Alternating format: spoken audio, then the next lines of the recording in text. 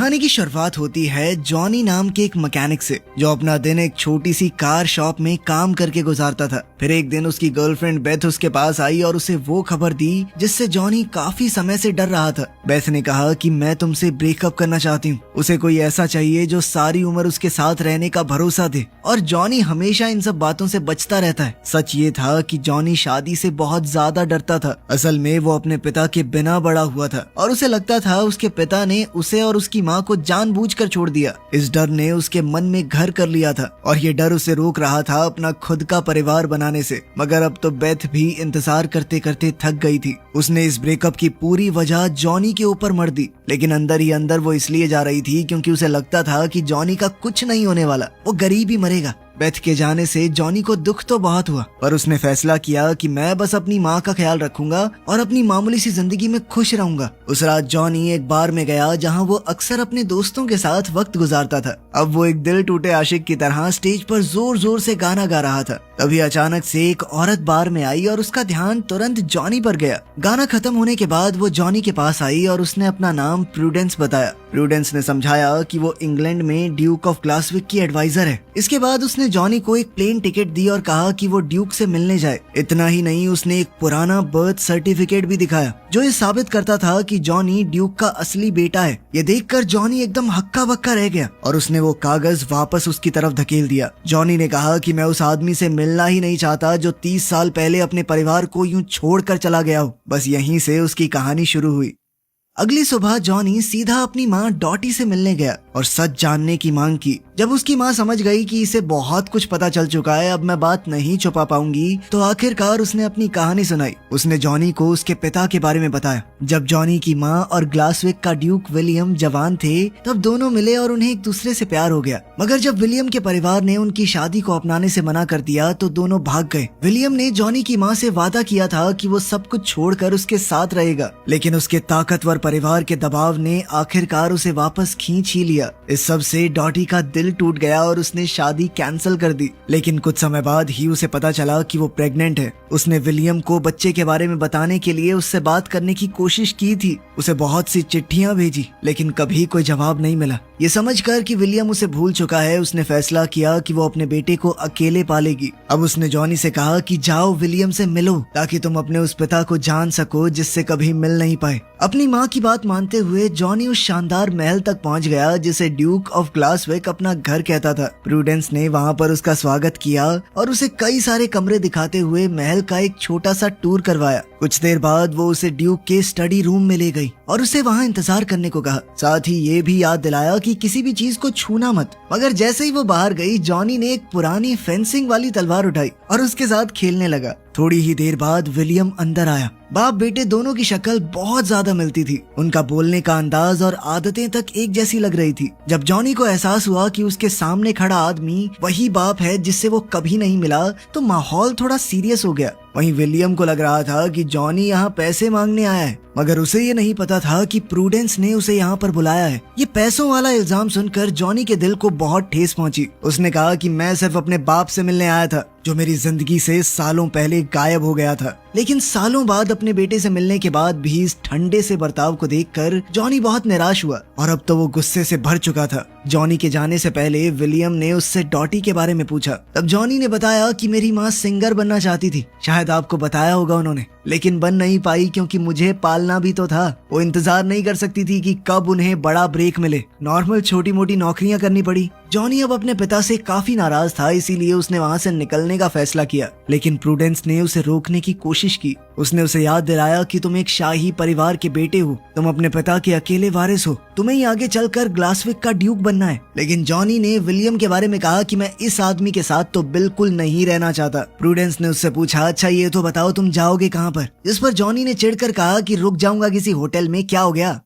फिर बाहर निकलते वक्त जॉनी की नजर गैराज में खड़ी एक पुरानी गाड़ी पर पड़ी। उसे वो कार काफी पसंद आई, लेकिन उस पर धूल की मोटी परत जम चुकी थी। इसीलिए उसने खिड़की पर जल्दी से छोटा सा मैसेज लिख दिया कि गाड़ी को साफ कर दिया जाए। इसके बाद वो पास के एक बार की तरफ चला गया, जहाँ उसने बार के मालिक के लिए एक पुराना म्यूजिक बॉक्स ठीक कर दिया। उसे घर से निकले ज्यादा देर हुई नहीं थी कि प्रूडेंस उसे ढूंढती हुई वहाँ भी पहुँच गई। उसने जॉनी को बताया कि विलियम चाहता है कि पूरे 1 हफ्ते तुम महल के अंदर ही रुको, लेकिन जॉनी ने मना कर दिया कि मुझे जाना ही नहीं। तो प्रूडेंस ने उसके सामने एक डील रखी। उसने जॉनी से कहा कि चलो डार्ट्स का एक मैच खेलते हैं, अगर मैं जीत गई तो तुम्हें महल में वापस चल के वहीं रुकना पड़ेगा, और अगर तुम जीत गए तो तुम वापस अमेरिका जा सकते हो, और साथ ही तुम जो कहोगे तुम्हारी एक बात मैं जरूर मानूंगी। जॉनी ये सोचकर मान गया कि इस लड़की को तो हरा ही दूंगा, लेकिन प्रूडेंस का निशाना बहुत अच्छा था, वो बहुत आसानी से जीत गई। बाद में पता चला कि वो तो असल में एक प्रोफेशनल प्लेयर है। खैर कुछ भी हो, जॉनी हार गया था तो वो महल में वापस चलने को मान गया। उसे उसका कमरा दिखाने के बाद प्रूडेंस सिटिंग एरिया में आराम से बैठ गई और जॉनी की सोशल मीडिया पोस्ट्स को देखने लगी। उसी वक्त एनी नाम की एक नौकरानी अंदर आई और उसने प्रूडेंस को जॉनी और उसकी माँ की फोटोज देखते हुए मुस्कुराते पकड़ लिया।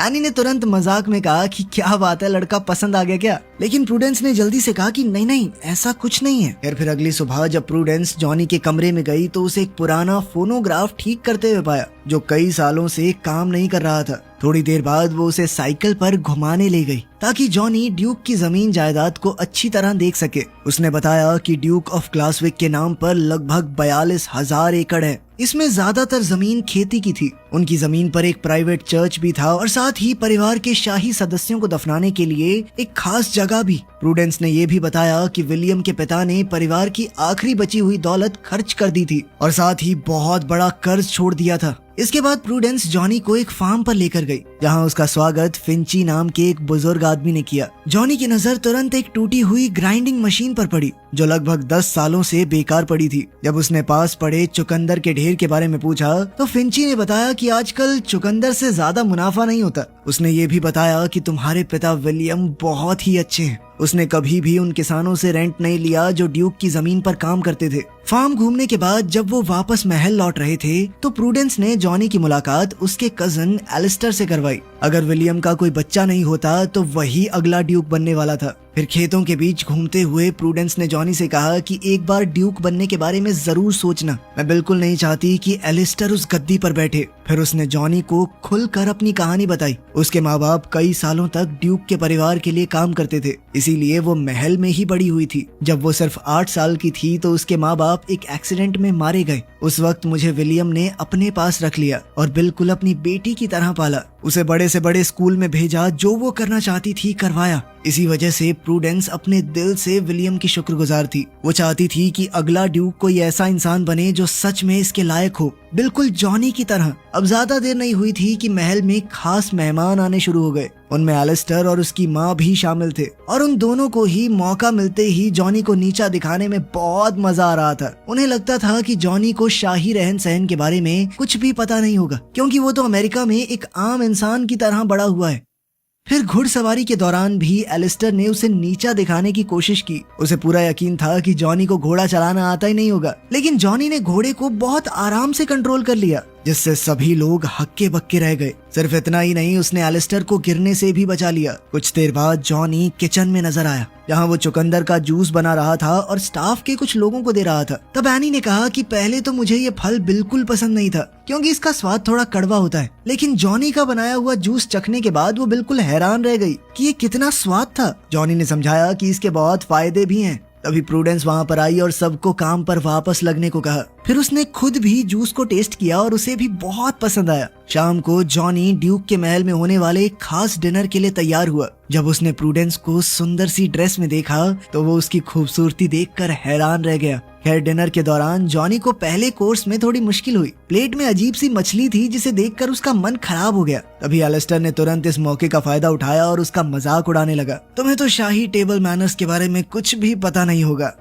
कोई बात नहीं, मैं बाद में सिखा दूंगा अगर तुम्हें चाहिए तो। लेकिन जॉनी ने उस पर बिल्कुल ध्यान नहीं दिया। उसने तुरंत एक चुटकुला सुनाया जिससे टेबल पर बैठे मेहमान हंस पड़े। इससे साफ हो गया कि वो एलिस्टर और उसकी माँ से डरने वाला नहीं है। उनकी हर फालतू बात का उसके पास और भी बढ़िया जवाब था। डिनर के आखिर में एलिस्टर खड़ा हुआ और उसने बड़े गर्व से कहा कि मैं अगला ड्यूक होने में बहुत गर्व महसूस करता हूँ। लेकिन उसी वक्त जॉनी भी अपनी सीट पर खड़ा हो गया और उसने सबको हैरान करते हुए कह दिया कि तुम नहीं, अगला ड्यूक मैं बनूंगा। मैं संभालूंगा अपने पिता की गद्दी को। उसी पल कमरे का माहौल तुरंत बदल गया। प्रूडेंस खुशी से चमक उठी और विलियम भी बहुत खुश नजर आया, क्योंकि वो तो हमेशा से चाहता था कि उसका बेटा ही उसकी जगह संभाले। फिर विलियम ने सबके सामने कबूल किया कि जॉनी उसका बेटा है और वही ग्लासविक का अगला ड्यूक बनेगा। ये सुनते ही एलिस्टर और उसकी माँ गुस्से से भड़क उठे। वो बाद में विलियम से अकेले बात करने पहुंचे, लेकिन विलियम अपनी बात पर टिका रहा। उसने कहा कि जॉनी मेरा असली बेटा है, अगर वो ड्यूक बनना चाहता है तो ये उसका हक है। उधर जॉनी और प्रूडेंस एक बार में गए अपने दोस्तों के साथ इस बात का जश्न मनाने। उस रात देर तक जॉनी को नींद नहीं आई,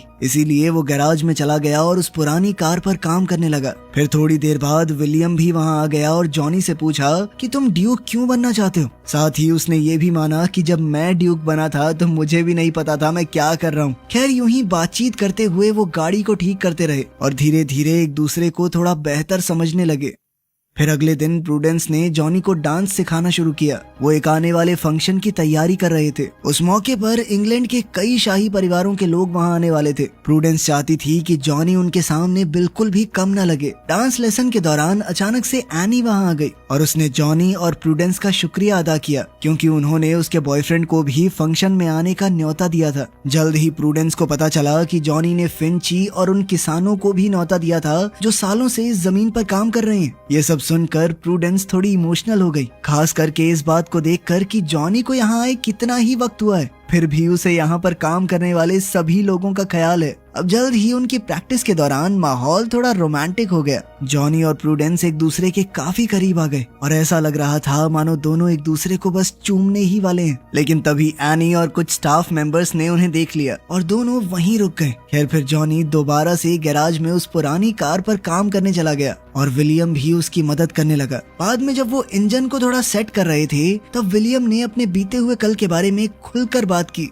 उसने बताया कि मुझे कभी भी तुम्हारी माँ के खत मिले ही नहीं और मुझे बिल्कुल भी पता नहीं था कि मेरा एक बेटा भी है। उसने ये भी बताया कि मैंने तुम्हारी माँ को कई बार खत लिखे थे लेकिन कभी कोई जवाब नहीं मिला। आखिर में मैंने मान लिया कि शायद डॉटी अपनी जिंदगी में आगे बढ़ गई है। तब जॉनी ने बताया कि माँ को भी आपका कोई खत नहीं मिला। तब उन्हें समझ में आया कि किसी ने जानबूझकर उन लोगों को अलग रखा था। खैर अब जॉनी ने विलियम से कहा कि एक बार इंजन को शुरू करके देखिए। जैसे ही विलियम ने चाबी घुमाई तो वो पुरानी गाड़ी जोर से दहाड़ती हुई शुरू हो गई। उसी पल दोनों की आंखों में खुशी चमक उठी और वो बच्चों की तरह हंसने लगे। वहीं दूसरी ओर एलिस्टर चुपके से विलियम के स्टडी रूम में घुस गया और वहाँ उसने जॉनी का बर्थ सर्टिफिकेट ढूंढ निकाला। उसे देखते ही वो मुस्कुराया मानो उसके दिमाग में कोई नई साजिश चल रही हो। अगले दिन जॉनी विलियम को उसी पुरानी गाड़ी में ड्राइव पर ले गया। अब वो गाड़ी धुलने और पॉलिश होने के बाद बिल्कुल नए जैसी चमक रही थी। वहीं प्रूडेंस और बटलर दूर से खड़े होकर ये सब कुछ देख रहे थे और बाप बेटे को इतना करीब आते देखने की उन्हें बहुत खुशी थी।